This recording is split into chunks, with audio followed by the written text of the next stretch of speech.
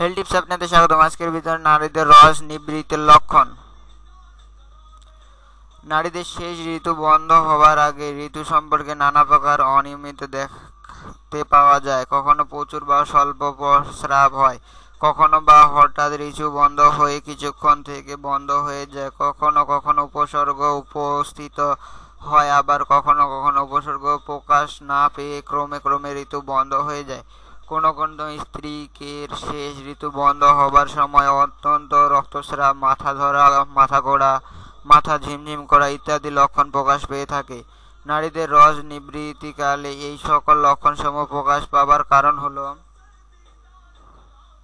এই সময় দেহের বিভিন্ন অন্তঃনিঃসরণশীল গ্রন্থিকলের যথাযথ কাজ সম্পর্কীয় বিশেষ অসংহতি বা কিছু সময়ের জন্য ইহাদের পারস্পরিক সংযোগিতার সম্পূর্ণ অভাব। রস নিবৃত্তির সমাপ্তির পূর্বে কোনো কোনো নারী বেশ সুস্থ এবং সবল হয়ে ওঠেন, তবে দেখা যায় কারো কারো ক্ষেত্রে বেশ বিরূপ প্রতিকার পাওয়ায় ওই অবস্থায় ট্রিটমেন্ট এর দরকার হয়ে পড়ে।